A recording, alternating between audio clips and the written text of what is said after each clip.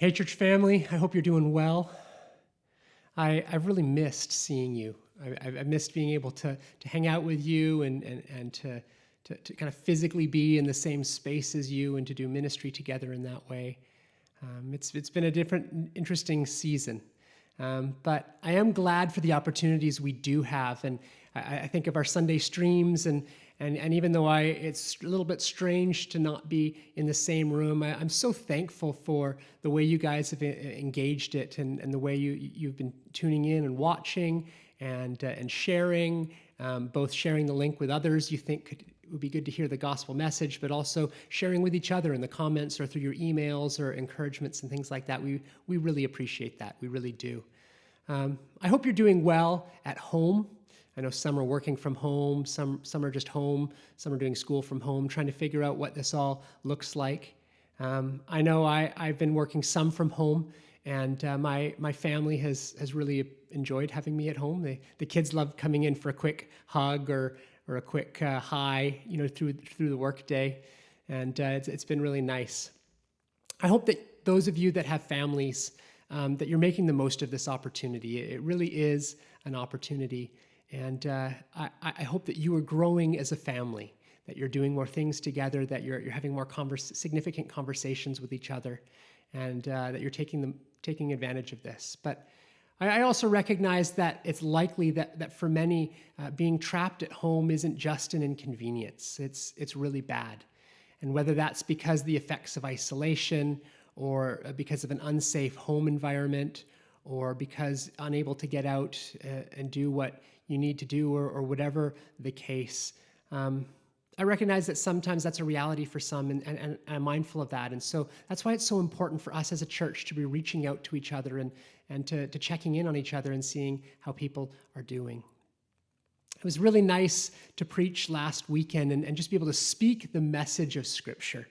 We're in an interesting time right now, and as a church staff, we're trying to figure out how to best lead the church right now. And with anything, there's sort of the message and there's the medium. And I've been investing a lot of time over the last month working on the medium. And it was nice to just kind of be reminded that while the medium of how we do things right now has changed, the message hasn't. We still preach the same good news of Jesus Christ. And there's a lot of fear right now in our world, and this new coronavirus, and our response to it is certainly changing our lives. In the news, if you read it, it's full of these rapidly developing COVID-19 stories. And I don't know what's going to happen. But that's why the message we have is so important, because we live in this fear of uncertainty. But the good news of Jesus Christ is that we can have confidence because we know the one and are loved by the one who holds the future. And so while we don't know specifically, what day to day is going to happen, we can have confidence in our God. And so I wanted to share a scripture with you and then share a song with you today that I've been listening to and has been meaningful to me. Because it's easy to give in to fear.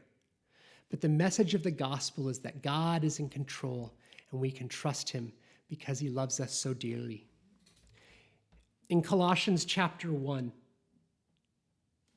Paul writes this. He says, "He," speaking of Jesus, "is the image of the invisible God, the firstborn over all creation. For by him all things were created, things in heaven and on earth, visible and invisible, whether thrones or powers or rulers or authorities. All things were created by him and for him. He is before all things, and in him all things hold together. And he is the head of the body, the church. He is the beginning and the firstborn from among the dead, so that in everything he might have the supremacy.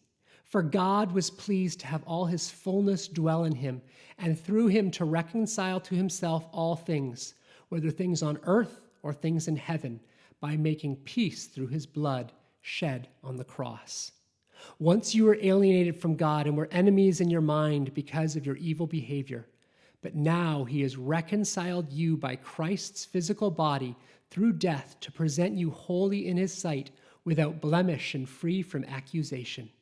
If you continue in your faith, established and firm, not moved from the hope held out in the gospel. This is the gospel that you heard and that has been proclaimed to every creature under heaven, and of which I, Paul, have become a servant.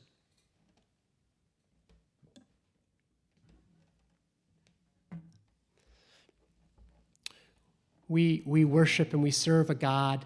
We know a God. We follow a God who is in control, who reigns supreme over all creation, over all things.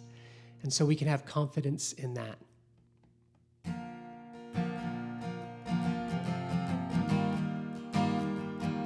This is a song.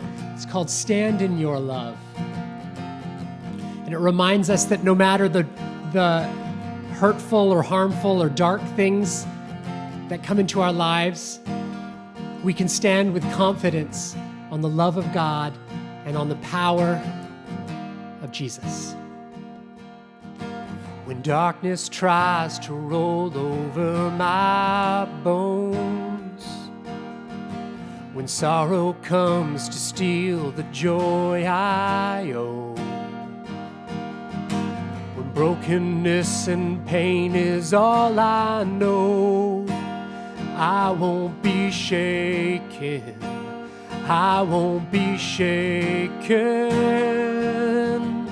My fear doesn't stand a chance when I stand in your love. My fear doesn't stand a chance when I stand in your love. My fear doesn't stand a chance when I stand in your love.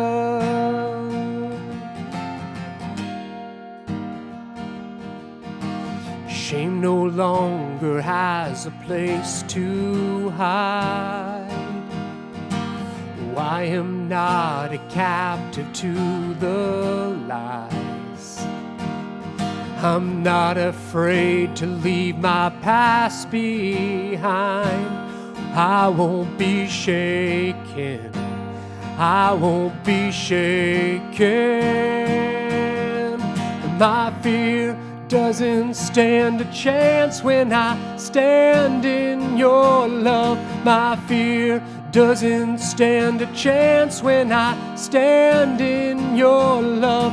My fear doesn't stand a chance when I stand in your love. Oh, there's power that can break off every chain. There's power that can empty out a grave. There's resurrection power that can save. There's power in your name. Power in your name, yeah. 'Cause my fear doesn't stand a chance when I stand in your love. My fear doesn't stand a chance when I stand in your love. My fear doesn't stand a chance when I stand in your love. Standing in your love. Oh, stand in your love.